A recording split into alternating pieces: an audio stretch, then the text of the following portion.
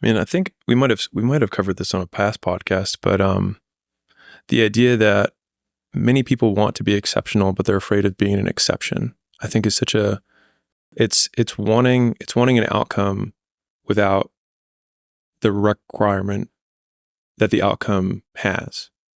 And so we can't do the same thing that everyone else approves of and then somehow get a different outcome that everyone else does.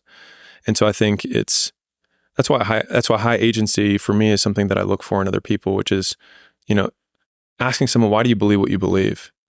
And we talked about this yesterday, but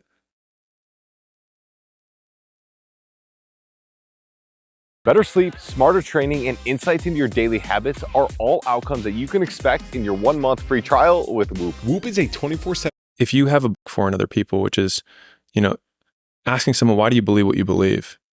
And we talked about this yesterday, but if you have a belief and you can't explain why you believe it, it's not yours, it's someone else's. And most people walk around parroting other people's words for the vast majority of their lives. And so they basically act as recorders where they clicked record at one point of their life and then they click play in another time in their life. And they're just clicking record, play, record, play, record, play over and over again. And the reason there's that, in my opinion, that other self that's behind it is because none of those words are yours. And so it makes sense that people feel alone and they feel like they're acting because they never say what they think. And as a result, they also sound like everyone else because they were never themselves to begin with. It's those first 3 lines. Admit it, you aren't like them, you're not even close. And it sounds quite sort of self-aggrandizing or kind of narcissistic in a way to, you're considering yourself as being above other people. I don't think it's to do with that. I think it's that so many people curtail themselves and optimize for a mean that may not exist. You know, they're reverting to a mean that's just a figment of everybody's imagination. And the only reason that people coalesce there is because other people think that other people are going to coalesce there. You know, the Keynesian beauty contest, like No. same as that.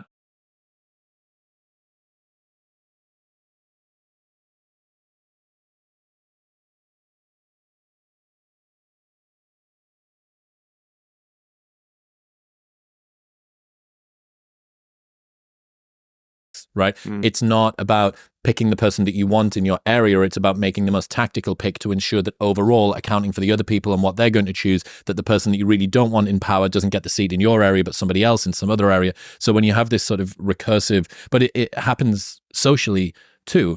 I say the thing that I think that you want to hear, knowing that you know.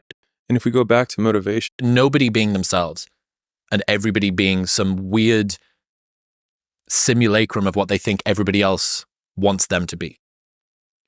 and if we go back to motivation, the question is, what, quote, motivates people to do this or to behave in this way? And so most times it's fear of something, right? And so they're afraid of something in their minds. But when you actually play it out, which is one of my favorite frames in the world, which is, let's take this to the hypothetical extreme, or let's play it out two more plays, 2 more turns. And most times you end up getting way closer to what you really want the moment after the bad thing that you think will happen happens.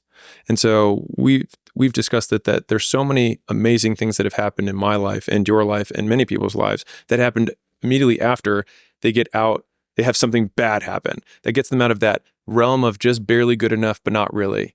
And so we have this fear of disrupting the just barely good enough, but not really, but you're also already miserable.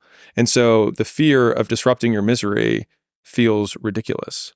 And so when you think about Nothing it like to lose. that, right? So when you think about it like that, exactly, the only thing we have to lose is the current misery of mediocrity that we're trudging through every day. And so worst case, you're just also still miserable, but maybe you won't be mediocre anymore because at least you won't be like everyone else. But there's also a possibility that you are not miserable and also not mediocre. And by doing that, you might also just start seeing who you really are, because I think a great portion of our identity comes from the proof that we give ourselves of the things that we've done and said in the past. And so if we want to build towards a different version of ourselves, then it begins with accruing, stacking evidence that aligns with that future self. And so in some ways, break the plate, take the shot, get rejected. Well, Because when you do that, then again, the worst case is you have a broken plate, but you didn't like that plate to begin with. it is